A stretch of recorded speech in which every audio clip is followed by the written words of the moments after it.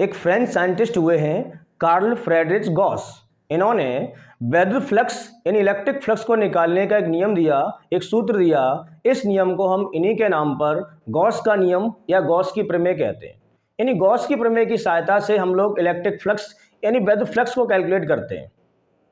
इस लेक्चर में हम लोग पहले जानेंगे गॉस की प्रमेय या गॉस का नियम क्या है, फिर हम उसको प्रूफ करेंगे और यानी उसको डेरिवेट करेंगे। तो गॉस की प्रमेय पढ़ने से पहले हमें पता होना चाहिए कि वैद्युत फ्लक्स क्या होता है। तो वैद्युत फ्लक्स के बारे में हमने पिछली क्लास में पढ़ा था। वैद्युत फ्लक्स को हम दर्शाते हैं फाई ई से।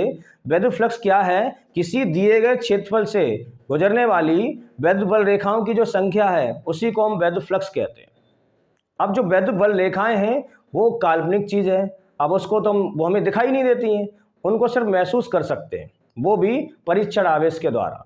अब जो चीज़ दिखती नहीं है उसको हम टेस्ट चार्ज से महसूस कर सकते हैं, तो उसको कैसे कैलकुलेट करेंगे? तो उसको कैसे गिनेंगे? जब गिन नहीं पाएंगे तो फ्लक्स कैसे निकलेगा? अब इस समस्या से बचने के लिए गॉस महोदय ने एक प्रमेय दी, एक नियम दिया, उसी को हम कहते हैं गॉस की प्रमेय या गॉस का नियम। ये बहुत ही इंटरेस्टिंग है। इसकी सहायता से हम आसानी से फ्लक्स को निकाल सकते हैं। अगर हमारे पास कोई आवेश दे रखा है और उस आवेश में अगर हम एप्सिलॉन नॉट से भाग दे दें, एप्सिलॉन नॉट क्या है? हमारी निर्वात की वैद्युतशीलता, उससे अगर हम डिवाइड दे देते हैं तो हमें फ्लक्स मिल जाता है। तो चलिए हम लोग जानते हैं सबसे पहले गॉस की प्रमेय है क्या और उसको हम किस तरह से प्रूफ करते हैं, आज के इस लेक्चर में हम समझेंगे। तो गॉस का जो स्टेटमेंट है, गॉस की जो प्रमेय है, गॉस ने ये कहा था कि किसी बंद पृष्ठ से निकलने वाला जो वैद्युत फ्लक्स है वो उस पृष्ठ द्वारा घिरे हुए आवेश का, कुल आवेश का 1/एप्सिलॉन नॉट गुना होता है। क्या मतलब? यानी अगर हमारे पास 4 कूलाम का आवेश है और 4 कूलाम का आवेश किसी ऐसे क्षेत्रफल से बंधा हुआ है जो चारों तरफ से बाउंड है, यानी किसी ऐसी आकृति के अंदर रखा हुआ है जो चारों तरफ से घिरा हुआ है, परिबद्ध है, बाउंड है, तो हम क्या करेंगे? उस 4 कूलाम के आवेश में एप्सिलॉन नॉट, जिसको हम कहते हैं निर्वात की वैद्युतशीलता, उससे अगर भाग दे देते हैं, ये कांस्टेंट है, इसकी वैल्यू होती है 8.85 इंटू 10⁻⁻12, तो हमें पता चल जाएगा बड़ी ही आसानी से कि उस आवेश के द्वारा कितना वैद्युत फ्लक्स बाहर निकलेगा। तो चलिए सबसे पहले हम गॉस थ्योरम के स्टेटमेंट को देखते हैं, फिर हम इसको प्रूफ करते हैं। देखिए मैंने जो अभी आपको बताया वो मैंने थोड़ा समय बचाने के लिए पहले लिख रखा है, फिर अब इसको हम डेरिवेट करने जा रहे हैं। देखिए सबसे पहला मेरा हेडिंग लगी है गॉस की प्रमेय या गॉस का नियम। तो गॉस का जो पूरा नाम था वो हमारा था कार्ल फ्रेडरिच गॉस। ये फ्रांस के निवासी थे। तो इनका जो स्टेटमेंट है, इनकी जो प्रमेय है, इन्होंने ये कहा कि अगर आपको फ्लक्स चाहिए तो आप इस रूल को फॉलो करें। वो स्टेटमेंट ये है, किसी बंद पृष्ठ से गुजरने वाला जो वैद्युत फ्लक्स है वो उस पृष्ठ द्वारा परिबद्ध, परिबद्ध का मतलब होता है घिरा होना, घिरे हुए, कुल आवेश का 1/एप्सिलॉन नॉट गुना होता है। यानी कहने का मतलब अगर हमें वैद्युत फ्लक्स फाई ई चाहिए तो हमारा जो आवेश, कुल आवेश रखा हुआ है, उसमें हम किससे भाग दे दें? एप्सिलॉन नॉट से। तो हमें बड़ी आसानी से पता चल जाएगा कि उस आवेश के द्वारा कितना फ्लक्स निकलेगा। चलिए अब हम इसको प्रूफ कर रहे हैं। इनका जो स्टेटमेंट है, इनका जो नियम है, जो प्रमेय है वो ये है। अब इसी को हम कैलकुलेट करने जा रहे हैं, डेरिवेट करने जा रहे हैं। तो ध्यान दें। तो सबसे पहले हम क्या करेंगे, यहाँ पर हेडिंग लगाएंगे निगमन या प्रूफ। यानी जो उनका स्टेटमेंट है हमारा फाई ई इक्वल टू Q/एप्सिलॉन नॉट, इसको हम डेरिवेट करने जा रहे हैं। देखिए सबसे पहले गॉस ने किस तरह से किया था, जैसे गॉस ने किया होगा वैसे ही हम आपके सामने कर रहे हैं। तो हम क्या करेंगे, सबसे पहले हमने क्या किया है, एक बिंदु आवेश माना है Q कोई छोटा सा हमारा चार्ज है, बिंदु आवेश है, पॉइंट चार्ज है, और इससे कुछ दूरी पर, डिस्टेंस को हम जनरली r मानते हैं, स्मॉल r दूरी पर हमने एक बिंदु मान लिया P। क्या मान लिया? P। अब इस P बिंदु पर जो वैद्युत क्षेत्र की तीव्रता है उस तीव्रता को मान लिया है E। तीव्रता हमारी सदिश राशि है, तो तीव्रता सदिश की वजह से इस पर आएगा हमारा वेक्टर। यहाँ पर ध्यान दें, हमने एक बिंदु आवेश यानी पॉइंट चार्ज माना है Q, इससे स्मॉल r दूरी पर एक बिंदु P माना है, और इस P बिंदु पर जो वैद्युत क्षेत्र की तीव्रता है वो हमारी E है। अब वैद्युत क्षेत्र की तीव्रता किसी बिंदु आवेश के कारण कुछ r दूरी पर वैद्युत क्षेत्र की तीव्रता का डेरिवेशन हम लोग कर चुके हैं, उसका यहाँ पर फॉर्मूला लगेगा। तो अगर हमारा ये पॉइंट चार्ज है बिंदु आवेश है, उससे स्मॉल r दूरी पर बिंदु P, ये बिंदु P है, इस P बिंदु पर वैद्युत क्षेत्र की तीव्रता का जो सूत्र होता है वो मेरा होता है KQ/r²। K यहाँ पर कूलम्ब्स कांस्टेंट है, Q वो पॉइंट चार्ज बिंदु आवेश है, R है वो दूरी जहां पर हम निकालना चाह रहे हैं। तो कहने का मतलब अगर हमारा ये Q पॉइंट चार्ज है, बिंदु आवेश है, इस Q आवेश की वजह से बिंदु P पर जो तीव्रता होगी वो हमारी E KQ/r² होगी। ये तो उसका परिमाण हो गया, मैग्नीट्यूड हो गया। अब अगर हम इसकी दिशा निकालना चाहें, वैद्युत क्षेत्र की तीव्रता सदिश राशि है और वैद्युत क्षेत्र की तीव्रता सदिश राशि है, धनात्मक आवेश के कारण वैद्युत क्षेत्र की तीव्रता की जो दिशा होती है वो बाहर की ओर होती है, उससे दूर होती है, इस तरह से। तो कहने का मतलब बिंदु Q आवेश की वजह से बिंदु P पर जो वैद्युत क्षेत्र की तीव्रता होगी वो इधर होगी, उससे दूर, इधर की ओर, इधर मेरा एरो है, यानी उसकी जो दिशा होगी वैद्युत क्षेत्र की तीव्रता की वो इधर होगी, धनात्मक आवेश से दूर की ओर होती है। वैद्युत क्षेत्र की तीव्रता की दिशा धनात्मक आवेश से दूर की ओर, मतलब इधर की ओर होगी। अब हमने क्या किया है, दिशा तो इधर हो गई और इसका परिमाण ये हो गया। इस सूत्र को हम आगे यूज करने वाले हैं। तो हम क्या करेंगे, सबसे पहले गॉस की प्रमेय जब लगाते हैं तो जो आवेश है वो परिबद्ध होना चाहिए, मतलब घिरा हुआ होना चाहिए। तो जब भी हम गॉस की प्रमेय लगाएंगे, न्यूमेरिकल करें चाहे डेरिवेशन करें, यहाँ पर हम उसको प्रूफ करने जा रहे हैं, तो सबसे पहले हम उस आवेश को बाउंड करेंगे, घेरेंगे एक ऐसे क्षेत्रफल, ऐसी आकृति से जिसका क्षेत्रफल हम लोग जानते हो, पृष्ठ क्षेत्रफल। हम लोग गोले, बेलन इत्यादि का यूज करेंगे इसमें। तो देखिए हमने क्या किया है, इस Q आवेश को घेरने के लिए हमने क्या किया, इसके चारों ओर ये स्मॉल r त्रिज्या के गोले की कल्पना कर ली। यानी हमने क्या मान लिया है, इस Q आवेश के चारों ओर इस तरह का स्मॉल r त्रिज्या का एक गोला है। इस गोले को हम गॉस के नाम पर कह देते हैं गॉसियन गोला। क्या बोल देते हैं, गॉसियन गोला। यानी हमने क्या किया, इस Q आवेश को परिबद्ध करने के लिए, घेरने के लिए स्मॉल r त्रिज्या का एक गॉसियन गोले की कल्पना कर ली। अब गोले का जो संपूर्ण पृष्ठ का क्षेत्रफल अगर हम लोग a माने, तो गोले के संपूर्ण पृष्ठ के क्षेत्रफल का सूत्र होता है मेरा a = 4πr²। 4π कांस्टेंट है, r है गोले की त्रिज्या, यहाँ पर r है। अब एक चीज और, इस गोले के संपूर्ण पृष्ठ का जो क्षेत्रफल है वो है हमारा a। अब हमने क्या किया है, इस गोले के क्षेत्रफल का सूक्ष्म भाग ले लिया है, सूक्ष्म अवयव ये वाला, ये इतना सा इस भाग को, यानी क्षेत्रफल का ये छोटा सा टुकड़ा है, छोटा सा भाग है, उसका छोटा सा अवयव है। तो इसका जो क्षेत्रफल है वो है मेरा dA। d का मतलब स्मॉल है, डिफरेंशिएशन को बता रहा है, a मतलब उसका एरिया। ये मतलब जो क्षेत्रफल का सूक्ष्म भाग है उसका सूक्ष्म अवयव है, यानी ये सूक्ष्म क्षेत्रफल है। पूरा क्षेत्रफल है इसका a और इस भाग का क्षेत्रफल है dA। अब यहाँ पर हम बात करेंगे एरिया वेक्टर की, जिसको हम कहते हैं क्षेत्रफल सदिश। क्षेत्रफल वैसे हम कहें कैसी राशि है, अदिश राशि है, लंबाई गुणा चौड़ाई क्षेत्रफल हो गया इसका। लेकिन क्षेत्रफल की जो दिशा है वो किस दिशा में है, अगर हम उसकी डायरेक्शन भी देख लेते हैं तो उसको हम लोग कहते हैं क्षेत्रफल सदिश, एरिया वेक्टर। अब आप ये देखिए, ये बिंदु P है मेरा, बिंदु P एक्चुअल में ये है, यहाँ लिख दिया मैंने, बिंदु P यहाँ पर है। बिंदु P जो है, इस बिंदु P पर जिस dA वेक्टर की जो हमारा क्षेत्रफल सदिश है वो हमारी सदिश राशि के रूप में अगर इसको हम यूज करें तो dA वेक्टर की जो दिशा होगी बिंदु P पर वो भी इधर ही होगी। देखिए dA वेक्टर यानी जो क्षेत्रफल सदिश होता है वो हमेशा तल के लंबवत होता है, तल के लंबवत दिशा में होता है। इस तरह से इसको ऐसे समझ लें, जैसे गोला अगर इस तरह का है तो क्षेत्रफल सदिश इसके तल के लंबवत होगा। अब आप ये देखिए, E वेक्टर ऑलरेडी इधर है, dA वेक्टर भी इधर है, तो कहने का मतलब यहाँ पर दो वेक्टर हो गए। एक है हमारी वैद्युत क्षेत्र की तीव्रता E वेक्टर जो ऑलरेडी इस दिशा में है, वैद्युत क्षेत्र की तीव्रता धनात्मक आवेश से दूर की ओर होती है, वो पहले ही उधर है। और दूसरी बात dA वेक्टर, ये है हमारा क्षेत्रफल सदिश, एरिया वेक्टर। तो dA वेक्टर जो होता है वो तल के लंबवत है, लंबवत होने की वजह से ये भी इस दिशा में हो गया। अब यहाँ पर देखें E वेक्टर और dA वेक्टर दोनों की जो डायरेक्शन है वो सेम है, दिशा सेम होने की वजह से dA वेक्टर और E वेक्टर के बीच में जो कोण बन रहा है थीटा = वो होगा हमारा 0 डिग्री। कितना होगा, 0 डिग्री। बस इतना ही डायग्राम है इसमें।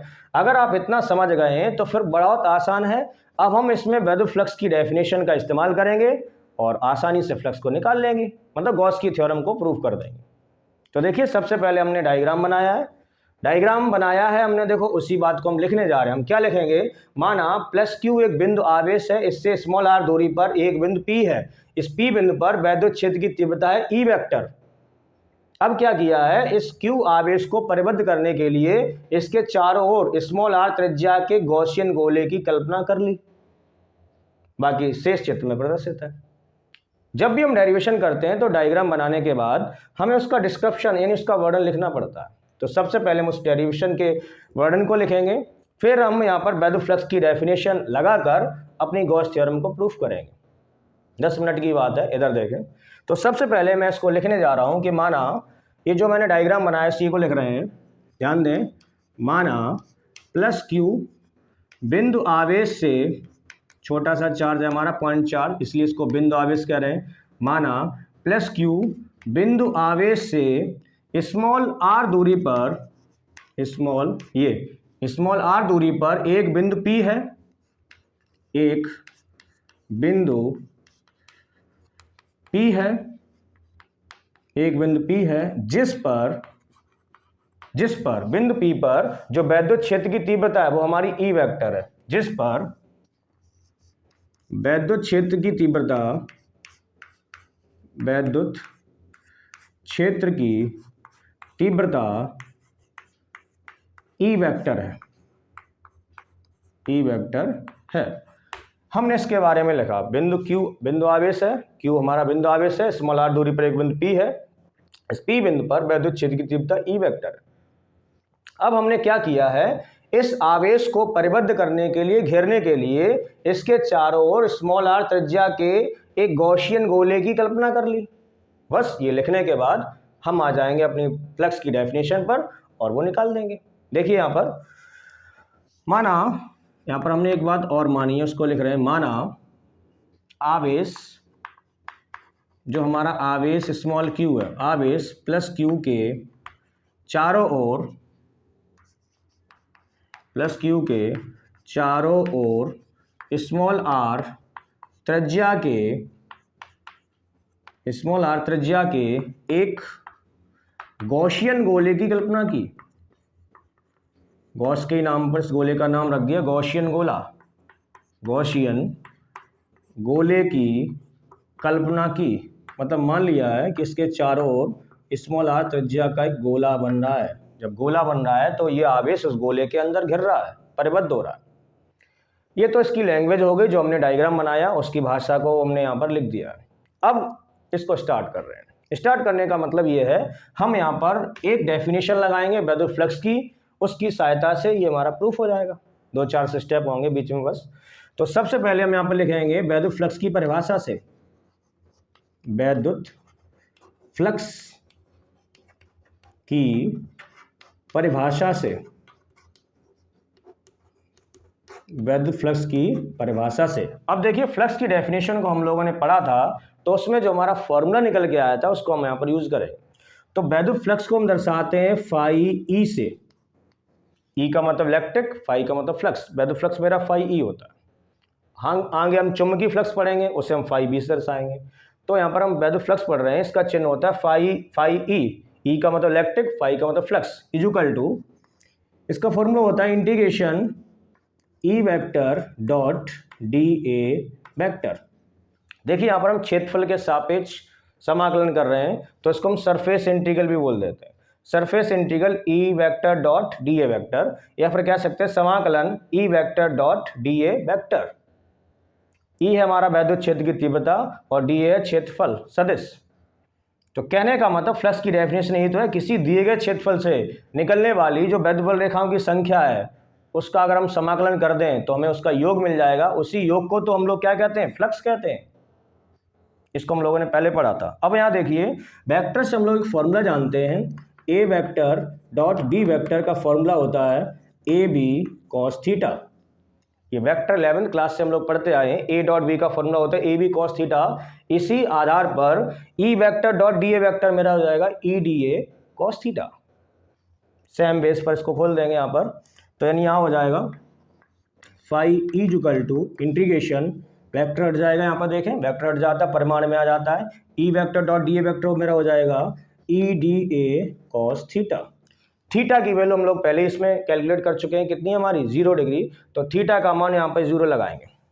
तो देखिए क्या आता है, phi is equal to surface integral, यहाँ पर क्षेत्रफल के सापेक्ष समाकलन किया है मैंने, ई डी ए यहाँ पर आ जाएगा कॉस 0। थीटा की वैल्यू हमने पुट कर दी, थीटा कोण हमारा 0 बन रहा है ई वेक्टर और डी ए वेक्टर के बीच में। यहाँ जो थीटा कोण है हमारा ई और डी ए के बीच में है। अब ई वेक्टर भी उधर है, डी ए वेक्टर भी उधर है, तो इस केस में कोण का मान है 0 और कॉस 0 की वैल्यू हम लोग जानते हैं टेबल से, कॉस 0 डिग्री मेरा होता है 1। तो जब हम यहाँ पर लगाएंगे तो फाई इज इक्वल टू आ जाएगा इंटीग्रेशन ई डी ए और कॉस 0 की वैल्यू होती है 1। जब 1 का मल्टीप्लाई करेंगे तो ये फर्क नहीं पड़ने वाला, यानी यहाँ से हमारी इक्वेशन आ जाएगी phi is equal to integration E D A. इसको हमने डाली इक्वेशन नंबर फर्स्ट। यहाँ पर देखिए जो फ्लक्स हमारा फाई ई है, वैध फ्लक्स फाई ई है इक्वल टू आ गया समाकलन ई डी ए। अब यहाँ पर देखिए डी ए तो है हमारा क्षेत्रफल, सूक्ष्म क्षेत्रफल डी ए, क्षेत्रफल का छोटा सा टुकड़ा ये डी ए, और ई है वैद्युत क्षेत्र की तीव्रता। अब यहाँ जो ई है वो हमारा कांस्टेंट होगा। क्यों कांस्टेंट होगा, यहाँ देखिए बिंदु पी हमने यहाँ माना है, बिंदु पी अब कर हम यहाँ माने या फिर यहाँ माने या फिर यहाँ माने या फिर यहाँ माने या फिर यहाँ माने, यानी गोले के पृष्ठ पर आप कहीं भी मान लें तो गोले की त्रिज्या बराबर होती है। तो कहने का मतलब बिंदु Q हमारा आवेश है, इससे स्मॉल r दूरी पर वैद्युत क्षेत्र की तीव्रता जो E होती है उसका सूत्र E इक्वल टू होता है KQ/r²। अब इस गोले के पृष्ठ के किसी भी बिंदु पर आप बिंदु P को मान लें, पृष्ठ के किसी बिंदु पर बिंदु P को मान लें, उसके लिए r का मान समान होगा। कहने का मतलब गोले की त्रिज्या कैसी होगी, समान। तो कहने का मतलब Q तो कांस्टेंट है, कूलम नियतांक है, इसकी वैल्यू होती है 9 × 10⁹ या फिर 1/4πε0। Q आवेश है, ये सबके लिए कॉमन रहेगा, बिंदु आप कहीं भी माने, आवेश तो हमारा Q है। R सबके लिए बराबर होगा, बिंदु P आप यहाँ माने तब भी दूरी R होगी, यहाँ माने तब भी दूरी। कहने का मतलब K सेम है सबके लिए, Q सेम होगा सबके लिए, R भी एक जैसा होगा। जब ये पूरा एक जैसा होगा तो कहने का मतलब बिंदु P आप गोले के पृष्ठ पर कहीं भी मान लें, जो बिंदु P है वो कहीं भी मान लें, तो इस केस में वैद्युत क्षेत्र की तीव्रता जो E है वो हमारी कांस्टेंट होगी, नियत होगी। और समाकलन का ये रूल है, अगर कोई पद हमारा कांस्टेंट है, नियतांक है, तो उसको हम बाहर निकाल लेते हैं। मैं समझ सकता हूं आपको ये बात समझ में आई होगी पूरी तरह से। E हमारा कांस्टेंट है, नियतांक है, नियत है, इसलिए हम E को बाहर कर देंगे। कोई पूछे क्यों कांस्टेंट है, तो तीव्रता का जो सूत्र होता है किसी बिंदु आवेश की वजह से E इक्वल टू होता है KQ/r²। K सबके लिए कांस्टेंट है, Q आवेश वो फिक्स हो गया, R यानी दूरी R का मान सबके लिए बराबर होगा, गोले के पृष्ठ की सभी त्रिज्याएं बराबर होंगी। जब R सबके लिए बराबर, K सबके लिए बराबर, Q सबके लिए बराबर, तो E हर केस में बराबर होगा। तो कहने का मतलब जो E है वो हमारा नियत है, कांस्टेंट है, तो हम E को समाकलन से पहले लिखकर इसका समाकलन कर देंगे और हमारा आंसर आ जाएगा जो हम निकालना चाह रहे हैं। देखिए समीकरण 1 के बाद आप इधर आ जाएंगे, हमें यहाँ पर लिखना पड़ेगा चूंकि E का मान नियत है। और क्यों नियत है ये हम आपको बखूबी बता चुके हैं, चूंकि E का मान नियत है यानी कांस्टेंट है। जब कोई चीज़ कांस्टेंट होती है तो उसको हम समाकलन से बाहर कर देते हैं। तो LHS में हमारा ये लिखा हुआ है फाई E इक्वल टू, अब हमने क्या किया है, इस E को समाकलन से पहले लिख दिया उसके चिन्ह से, E इंटीग्रेशन यहाँ रह जाएगा ओनली DA। देखिए हमने क्या कुछ नहीं किया है, इस E को समाकलन से पहले लिख दिया है, समाकलन DA वो लिखा हुआ है। अब देखिए हमने क्या किया है, phi E equal to E into, देखिए ये है हमारा समाकलन और ये अवकलन। समाकलन और अवकलन यानी इंटीग्रेशन और डिफरेंशिएशन एक दूसरे के इनवर्स होते हैं, व्युत्क्रमानुपाती होते हैं, तो इस वजह से इसका समाकलन ओनली ए रह जाएगा। कहने का मतलब समाकलन से अवकलन खत्म हो जाता है, ऐसे समझ सकते हैं। तो DA का समाकलन ओनली ए रह जाएगा, यहाँ पर dx होता तो समाकलन ओनली x रह जाता, dy होता तो समाकलन ओनली y रह जाता। तो इस केस में ये इंटीग्रेशन का कॉन्सेप्ट है, ये समाकलन और अवकलन कैंसिल हो जाएंगे, तो यानी ओनली यहाँ पर मेरा बचेगा ओनली a। अब देखिए E का भी मान हमारे पास है, E का जो परिमाण है वो कितना हमारा KQ/r², और A इस गोले के पृष्ठ का संपूर्ण पृष्ठ का क्षेत्रफल है, इसकी वैल्यू हमारे पास है 4πr²। हम इन दोनों को यहाँ पर पुट करेंगे और हमारा जो गॉस की प्रमेय है वो सिद्ध हो जाएगी। देखिए यहाँ पर तो phi E equal to E का जो परिमाण है, जो वैल्यू है, मैं उसका मान है वो हमारा कितना है क्यू अपॉन आर स्क्वायर, ई की वैल्यू पुट कर दी, इनटू ए, और गोले के पृष्ठ के यानी गोले के पृष्ठ का जो संपूर्ण पृष्ठ का क्षेत्रफल होता है वो होता है मेरा 4 पाई आर स्क्वायर, तो ए की वैल्यू मैंने यहाँ पर पुट कर दी 4 पाई आर स्क्वायर। अगले लाइन में देखें, फाई इज इक्वल टू के है हमारा कूलाम नियतांक ये वाला, और कूलाम कांस्टेंट की जो वैल्यू होती है वो होती है मेरी 1 अपॉन 4 पाई एप्सिलॉन नॉट, के की वैल्यू पुट कर दी, क्यू तो क्यू, आर स्क्वायर तो आर स्क्वायर अब यहीं आ जाएगा आर स्क्वायर, और इनटू बाकी ये चल ही रहा है 4 पाई आर स्क्वायर। देखिए कट रहा है, बहुत कुछ कट रहा है, और जो कट के बच रहा है वो हमारी गॉस थ्योरम है। देखें यहाँ पर 4 पाई से 4 पाई कट गया, आर स्क्वायर से आर स्क्वायर कट गया, अंश में बचा हमारा क्यू और हर में बचा है एप्सिलॉन नॉट, यानी जो हमारा फ्लक्स है वेदर flux phi is equal to आ गया, अंश में क्या बचा क्यू और हर में क्या बचा एप्सिलॉन नॉट। यही तो गॉस ने कहा था जो वेदर फ्लक्स है वो अंदर रखे आवेश का 1 अपॉन एप्सिलॉन नॉट गुना होता है। तो उम्मीद करता हूं जो हमारी गॉस की थ्योरम है वो आपको बखूबी समझ में आई होगी।